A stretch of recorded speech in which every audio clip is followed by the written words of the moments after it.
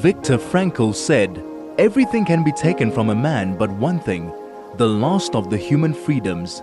To choose one's attitude in any given set of circumstances, to choose one's way. This is Finding Human with Sue Jackson. Stay tuned for the next hour as Sue explores the human psyche, what makes us tick, and how to live better, more fulfilled and more meaningful lives. Only on 101.9 High FM. Hello, this is Sue Jackson and on the Finding Human program, and I'm actually in studio with Craig, which is so nice. Since having COVID, I've been working from home again, so it's very nice being here. My guest today is Avital Lang in Cape Town, and our topic is Blessings Exist. Now, hi, Avital, it's so nice to see you. And your hair looks great, it's gone long. Thank you very much, Sue. It's very nice to be here again. It's so nice to have you. And, you know, the Talmud said that, just let me see, I wrote it down. Where was it? Here we are. The highest form of wisdom is kindness. Now, that is exactly, I think, what you epitomize, is kindness and reaching out to others. Avital was born in Jerusalem and came to South Africa as a shaliach, an emissary for the Jewish community in Cape Town. And the person meeting her at the airport ended up becoming her husband. And I promise you, looking at Avital, she's a very good-looking woman, and she could have had many husbands, but you chose the one that you met as you arrived in South Africa. What was it about him that shone for you? Well, Jonathan is a very, very kind human being too. And I think that he showed me a lot of care, love, and compassion, because at the time we met, my mother had a brain aneurysm and she was in a coma. And I went to Israel every 2 weeks. Oh, so wow. I worked 2 weeks and went to be with her at the hospital. And Jonathan was very much there for me. And when she passed away, he was really showing me what unconditional love is. And he, you know, we just celebrated 25 years anniversary. Wow. And we did make a big celebration because we thought this is an achievement. It really is. Wow. Yeah. Wonderful. Yeah. And Avital has been back to Israel a few times and back here, but I've interviewed her a few times. If you'd like to listen to the podcast, please go on to Chai FM, Sue Jackson, Avital Lang, and you'll pick them up there. She's also on Instagram if you want to see what she looks like. She's also on LinkedIn and the podcasts. And Avital was born in Jerusalem, and her parents brought her up to be a light to other people, to her people and to others. Tikkun Olam was a very big idea and a thought. It was practiced in her home. Now, her previous podcast, she spoke about Pollsmoor Prison. She went there to go and you need to listen to the podcast because it's quite amusing how she got there. But she was teaching them, you were teaching them sculpture, I think. Art. Yes. Yeah. I want you. I did a program of art to prevent crime. Right, and you are an art teacher. You've got an art gallery. You are an artist. If you'd like to see some of her work, she's got the most beautiful work shown at the moment of lions. I loved those. Those were etches. And each one spoke about either compassion, power, and you can adoration, consolation. You can see it on the lions' faces. Avital sends me a greeting card every Shabbos, and they always are beautiful. Her artwork is great. Now, I want you, just before we go on talking about today, tell the story, please, to all our listeners out there about Pollsmoor and the tools that you took in to teach them. These were severe, high profile. We're going straight to Yes. ad break, so we're going to get back to that now. This is Finding Human with Sue Jackson, only on 101.9 High FM. Hello, this is Sue Jackson on the Finding Human program, and I'm back with my guest who's in Cape Town, Avital Lang. And Avital was about to tell us a story about Pollsmoor Prison. Tell us about that, please. So it's actually all my friend Anne Devlin's fault, because I used to go to her to do some kinesiology, which is a muscle testing. And one day I came and she had a bird in her pocket. And the bird jumped on me while she was doing therapy. And I love, love, love animals. And I said, "What a beautiful bird. Where did you get it?" And she said, "I got it at Pollsmoor." But at the time, I was very new here in South Africa, and I never understood what Pollsmoor is. So I told her that I also would like to get a bird. And she said, "You just call Pollsmoor and go and fetch a bird." So I did. I looked in the directory for Pollsmoor number. I didn't know it's a prison. So the man that answered, I said, "Hi, can I please speak to the birds department?" And he was laughing. He said to me, "Madam, what are you talking about?" I said to him, "I've been told to call here for birds." He said, "Oh, you mean the bird project?" And I said, "Yeah, whatever."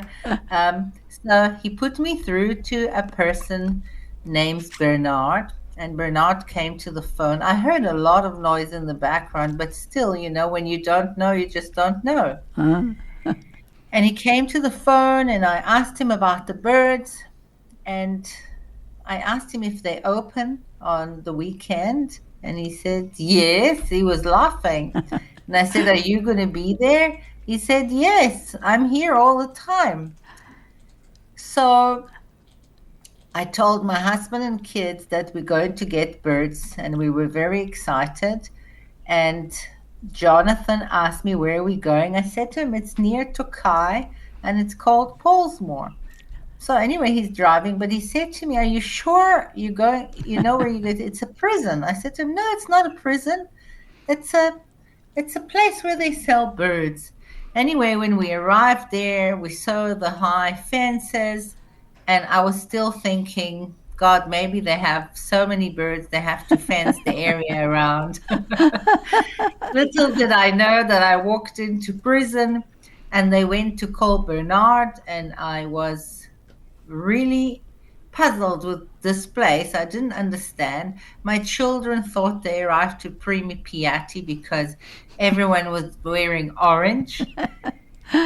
And Bernard arrived, and I said, "Are you Bernard?" He said, "Yes, I am Bernard." Anyway, he was also wearing orange uniform, and he had a shaved head, and he had tattoos all over him, and golden teeth, and red glasses, and he really looked like the Gruffalo. So I asked him, "Excuse me, is this a prison?" And he said, "Yes, it is a prison." "Are you a prisoner?" "Yes, I am a prisoner." And I said, "Oh my God, I really had no idea." And he said, "Where are you from?" And my husband said, "Don't tell him. Don't tell him where you're from or where you live." Anyway, the story cut short, I made a lot of connections there. I bought more than 9 birds from the bird project. I helped sponsoring the bird project because I thought, what a wonderful idea for an inmate that some of them never experienced nurturing or compassion or love, to give love to such a small little creature and to nurture it. It's a very, very therapeutic and healing project that unfortunately was closed down. I was very sad to hear that. But it gave me an idea to do art with the prisoners, and I applied. Took me a long time to get permission, but I worked there for over 5 years. I went 3 times a week, volunteer. Everything was on a volunteer basis. And one day I came and I found the whole group of the inmates wearing Stars of David's. Yes. And I said to myself, what on earth is going on here? Where did you all get Star of David? They said, no, ma'am, we want to show solidarity with the Jews because you're a Jewish woman and you come and help us here. And you're the only one that come and help us here. Ah. So, yeah, I didn't want to ask questions where they get it from, but I was happy to see, excuse me, that there's something in the tikkun that I'm doing with them that brought them to think other thought about us as Jews, because we're always on the, we're always on the under attacking, the microscope. exactly, on the attacking line. Always being attacked. So I was happy to see that. So yeah, that's more or less the story. We're going to get back shortly. This is Finding Human with Sue Jackson, only on 101.9 High FM. Hello, this is Sue Jackson on the Finding Human program, and my guest is Avital Lang, and she was telling you the story about Pollsmoor. Now, we're going to get on to other subjects now, but I'd really like you to pick up that podcast on the High FM website, and you'll hear her story. I mean, it's quite amazing. I would like to just say that if you want to telegram us, if you've got any questions, please do so on 061 895 1019, or if you have an opinion. Now, Avital, this morning I received a message at 4:15, I think, a.m. It was my granddaughter in Tel Aviv just saying she's safe. And then other messages started coming in from other family members. Now, I know that you mentioned that you are from Jerusalem, you've got family in Israel, as so many of us do. And you missed 2 weddings of very good friends' children. How are you feeling today? Last night they said there was going to be a ceasefire. When my granddaughter sent this message this morning, she said, "Where's the ceasefire?" And there was a photo of her in the mamad, in the bomb shelter, and I said to her, at least she put lipstick on. Sweet. They are unbelievable. Well, the resilience is unreal. It's important to keep a sense of humor in this huge tragedy. The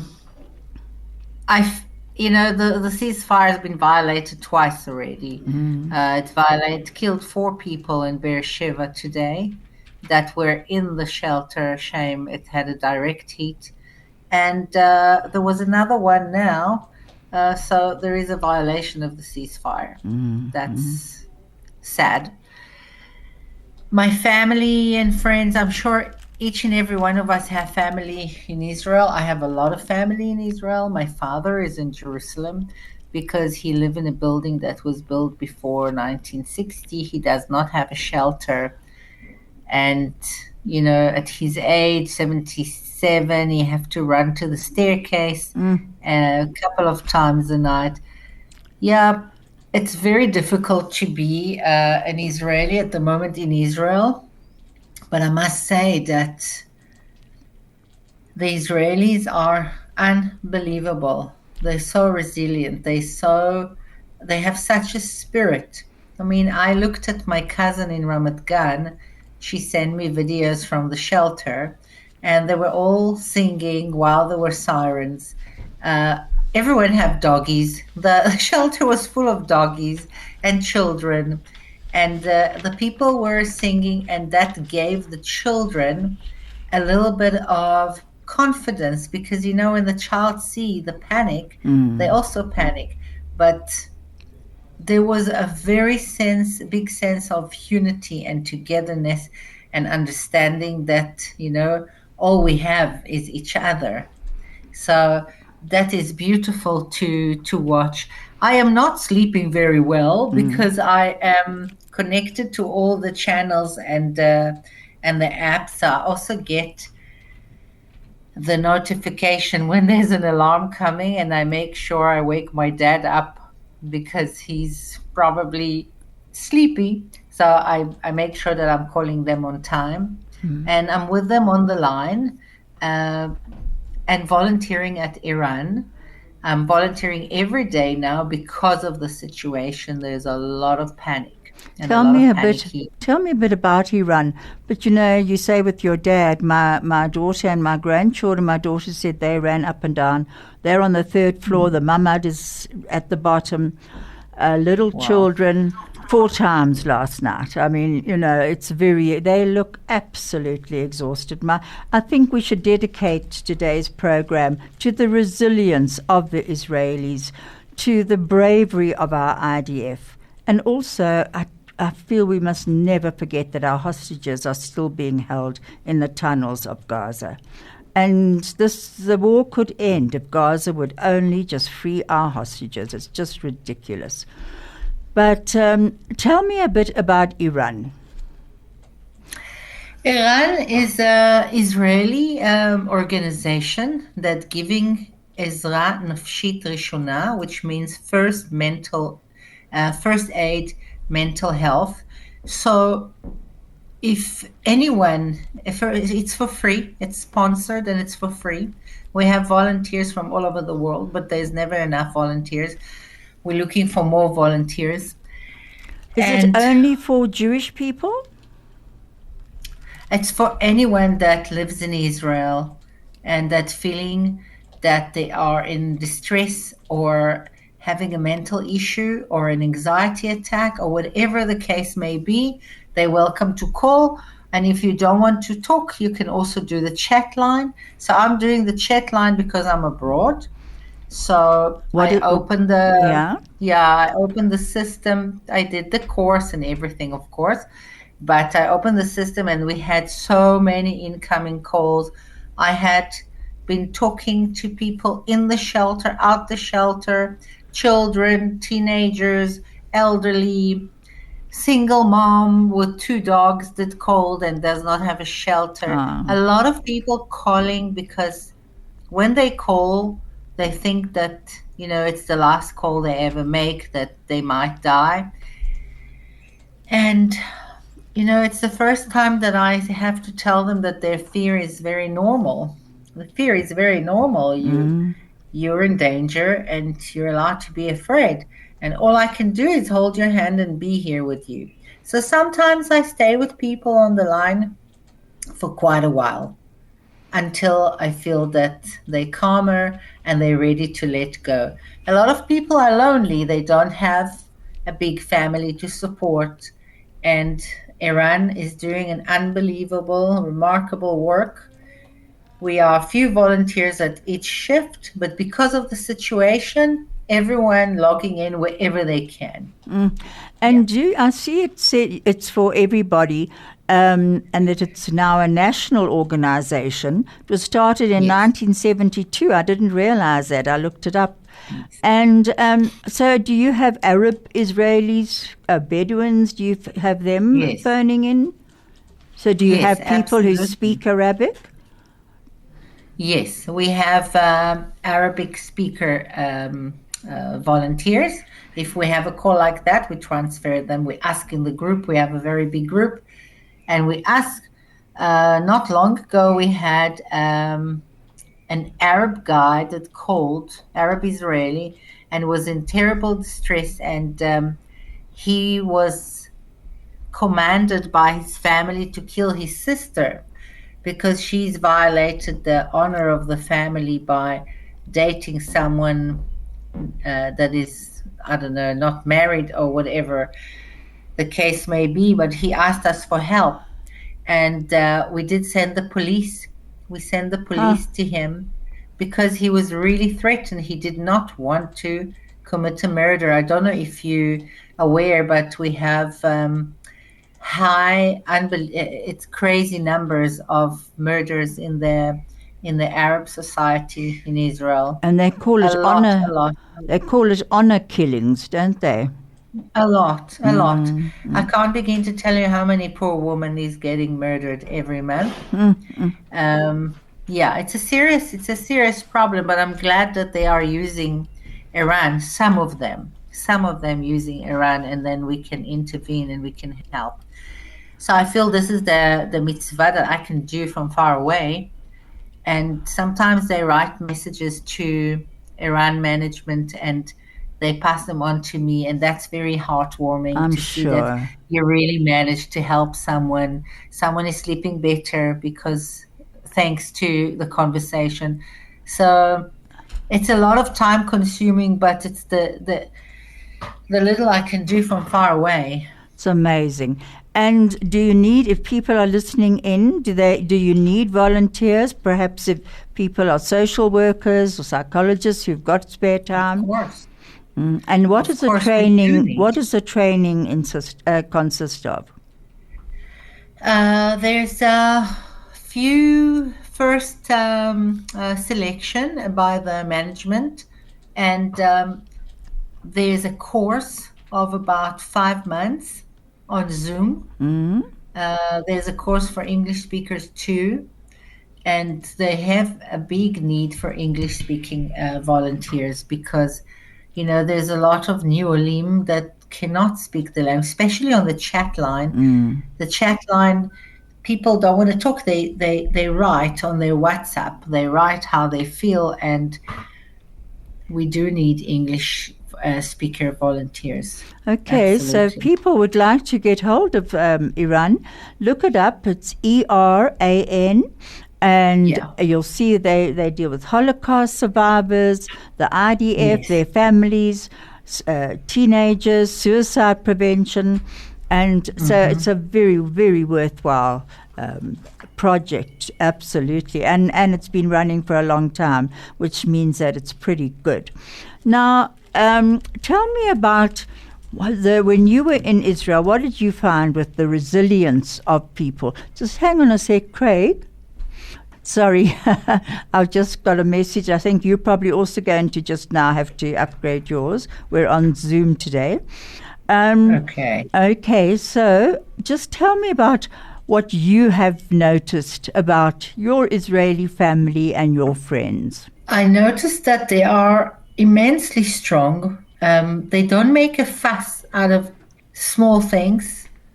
And when there's a time of emergency, they glue together and they support one another.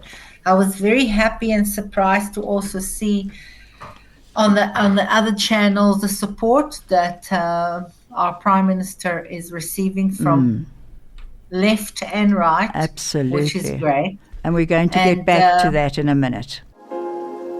This is Finding Human with Sue Jackson, only on 101.9 High FM. I'm back with Avital Lang. She is in Cape Town, and we are talking about her experience of Israelis, and then I'll add mine as well. When you were there last, when were you there, Avital? I was there in June last year. And you are obviously in constant contact with your family. How do you think the Israelis do keep their sense of humor, their sense of connection? It's quite amazing. It is. It is very amazing. You don't have much of a choice when you're in a situation. I mean, when I grew up in Israel, we experienced a few wars. The war in the Gulf was very stressful. We all had to be in this cheder atum with gas masks.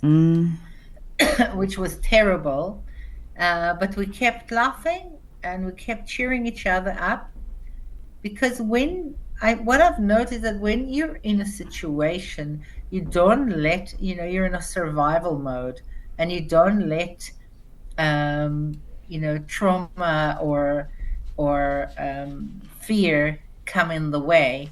You're just working on automat. And that's what I feel, that people, they use humor, they use singing, they use praying, because nobody knows what the outcome. It's a terrible kind of war. It's not a war face to face. It's a war where you sit and you wait to see where this missile landed.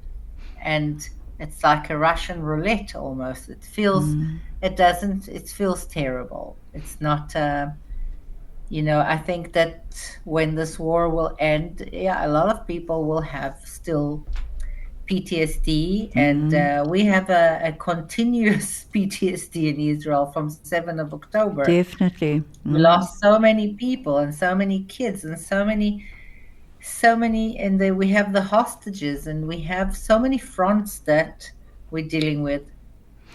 So I don't think that we'll be able to measure the mental damage as yet. But in general, the Israelis, they rise up very, very fast from every trauma. They rise up. I've noticed and I've seen it happening again and again. They don't dwell in the past. Also, you can't. In Israel, like yesterday's already old news. You know, the news is changing. Changes rapid rhythm. Yeah, literally from every half hour. Yeah. Thank you. Thanks, Craig. This is Finding Human with Sue Jackson, only on 101.9 High FM. Sue Jackson, and you're about to hear a very short audio clip by Pastor Amir Tsafati, who is an Israeli and an Israeli Christian, and he's talking about the peace activists who were slaughtered on the 7th of October. Most of the people that were slaughtered in the kibbutzim near Gaza are actually peace activists, are actually supporters of the Palestinians and the cause of the Palestinians and the cause of a Palestinian state. These are the people that help them getting medical treatment in Israel, driving them, supplying them with job and food and clothing and everything. These are their best friends among the Israelis. And they had no problem invading into their territory, calling the kibbutzim settlements, and bragging to their own family members, I just killed a settler. I just killed a mom, a dad, and the kids. I killed 10 Zionists. You know, for them, we're all Zionists, we're all settlers, regardless of the political inclination of the people, regardless whether we're pro-Palestinians or anti-Palestinians. Who cares? When they raped the woman, they didn't ask the women if they're pro or anti-Palestinians. None of the people that came to the Nova Music Festival made any political statement. In fact, they were all peace-loving people who came just to dance. And they were brutally raped and butchered and murdered and burned alive. This is who we are dealing with. These are monsters. This is Finding Human with Sue Jackson, only on 101.9 High FM. Hello, this is Sue Jackson, and I'm back with Avital Lang, and she's in Cape Town, and I'm in the studio, the High FM studio. Avital, that was Pastor Amir Tsafati, and I just felt that, you know, I wanted to bring the hostages into our talk, because in this war with Iran, we have almost shifted them aside, even though the war in Gaza is going on. And you're getting such skewed reporting there about IDF killing the people waiting for the food, and it's all such lies. And, you know, this is what we're dealing with. How do you feel about the hostages not being free yet? My heart is paining for them. Every morning when I read my Tehillim, the first prayer I pray is for the hostages to be released. We recruited 3 bodies, unfortunately, 2 days ago, of 3 beautiful people. One of them was a granny. I must tell you, I forgot to mention that when I went to Israel in June, I went to the Nova, and I went to Be'eri and Nir Oz. I went to try and feel and see what happened there. It's just unconceivable. I was standing at the Nova, and all I have is stands with pictures. So many hundreds of pictures of beautiful people who were raped and slaughtered and killed while they were dancing. It was very, very overwhelming experience, but I had to do it, and I had to take my children and my husband. We went to Netivot and Sderot. We saw beautiful people there that are still doing their best to thrive and to celebrate life. And if I may tell a small story about Kibbutz Nir Oz, one night in my shift, I got a phone call from a teenager. And she said, my name is Aleph, and my grandparents were murdered at Kibbutz Nir Oz, and they saved my life. They hid me in the cupboard. Oh. And I told her I need a minute. I needed a minute to just understand what a huge conversation is going to be and how am I going to speak to this child. She said that her parents were not at the kibbutz that day. She was staying with her grandparents. So her parents survived and they won't allow her to talk about it. Oh. So she feels, because it's too traumatizing. Mm. She said that her grandparents, she was in the cupboard. They were murdered and burned alive. And her granny name was Shifra and her grandpa name was Yossi. And it was such a difficult conversation for me as a volunteer and for her as a child. And then I decided, I said to her, you know what? Tell me about Savta Shifra and Saba Yossi. And she started telling me about the Savta and the cooking she used to make and how she rushed from school every day to her Savta and her Saba. She told me so much about them. And I said to her, this is how we're going to keep them alive. We're going to talk about them. And I gave her special permission and I wrote to all the volunteers that this child can call as many times a day as she wants to. Mm. So her grandparents were not taking hostages. They were killed and she's carrying a huge trauma that her parents, it's not their fault. They don't want to talk about it because they're very traumatized. But this child have found a way to call us and to tell us the story. And I think that I said to her, you know, your grandparents' body was taken, but their soul is forever with you. And they actually be very happy if you continue speaking about them. And maybe you'll call and tell me some recipes from your granny, and maybe we'll think of ideas how to keep it going. And she said at the end, thank you. You really helped me. And I felt so overwhelmed. I think I cried the whole night. I felt so terrible for this child. And then all of a sudden it came alive. There's someone from first, how to say it in English, from first testimonial that come and tell you, I watched from the closet what they done to my parents. Terrible. So yes, when I listened to the rabbi, was it a rabbi that just spoke? No, it was a minister, a Christian minister. Yes. So yes, it was very brutal, and it was, the atrocities are terrible. It's almost like demons and animals came into this kibbutzim, not human beings. Absolutely. And it's sad. Yeah, it's sad to hear about how the media is turning against us and how the media is turning IDF to be a monstrous army, but it's not. It's not the truth. I have a different truth to tell. I don't know who's listening to us. I have to be careful what I'm saying. But we've got a very mixed audience, but say what you want to say. Yeah, if you grow up in Israel, you go to the army. There's no question about it. There's no such thing not to serve the army. And in my service, I served in Kerem Shalom, which is the border of Gaza.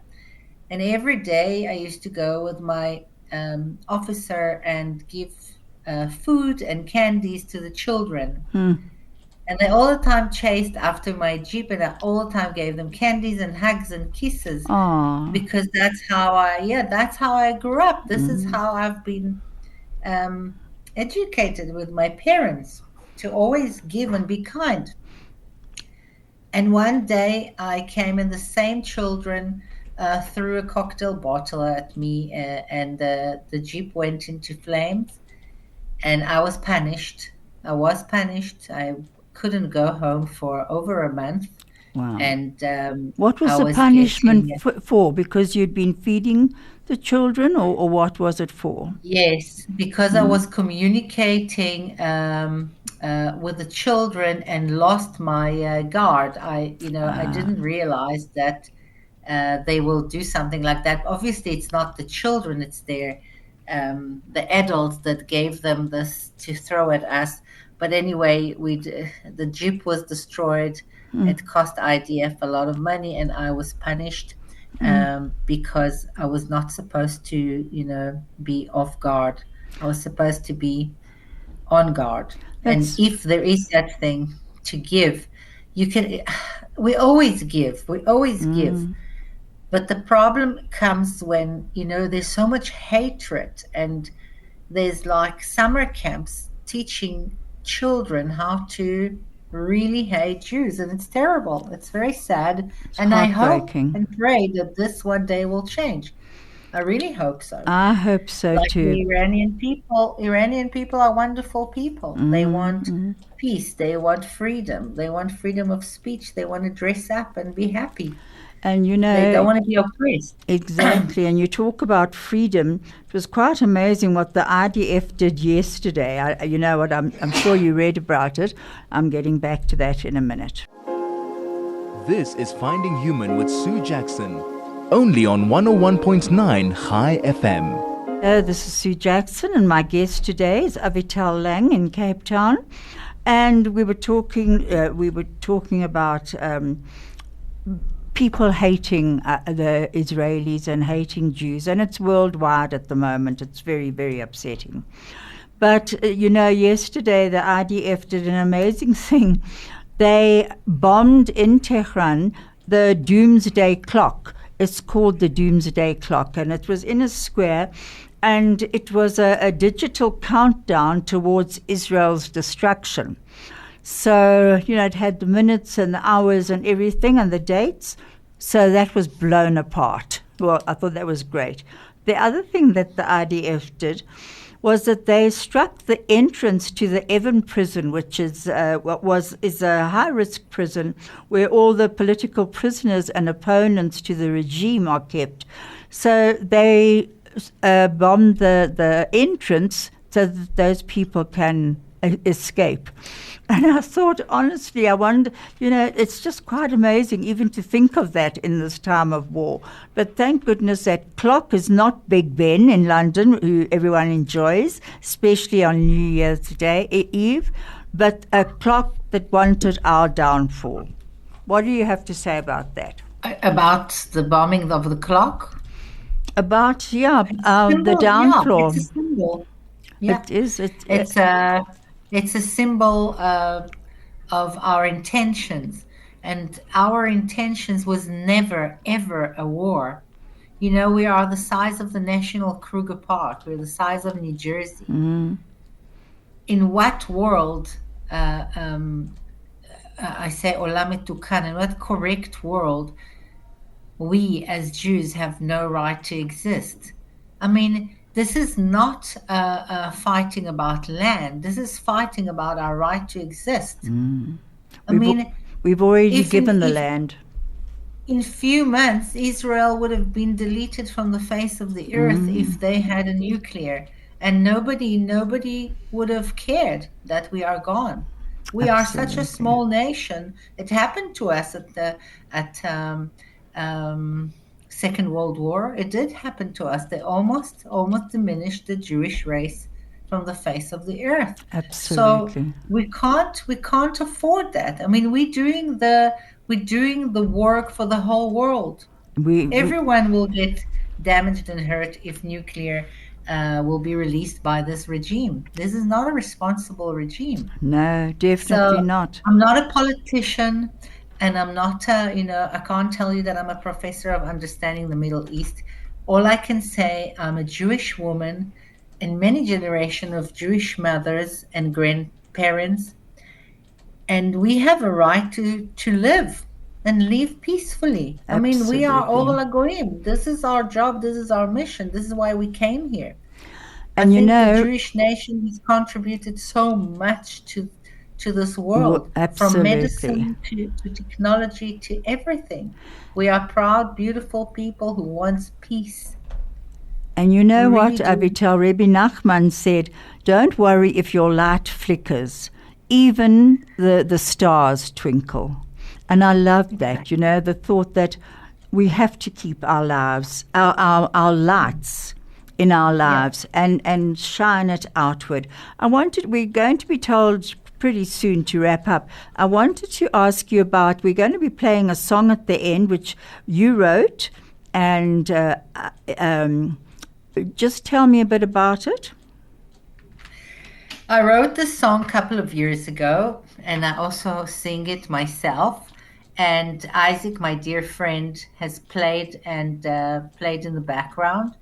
I wrote the song almost like asking Hashem, and it's so relevant now. What does he do with all the souls that are leaving? And there was such a massive, in the past years, such a massive departures of souls that were leaving. I wrote the song for that, and saying that, you know, every person can relate to that song, because every person is grieving for someone that left, and always wonder where are they and if they're okay. And I'm being told to wrap up, but we're going to listen. It is in Hebrew, but just think of it that everybody will be okay. Thank you so much, Avital. It always goes so quickly. But thank you for being with me today. And God bless, and may your family be safe in Israel. Thank you, Craig. Chai FM, your station of choice since 2008.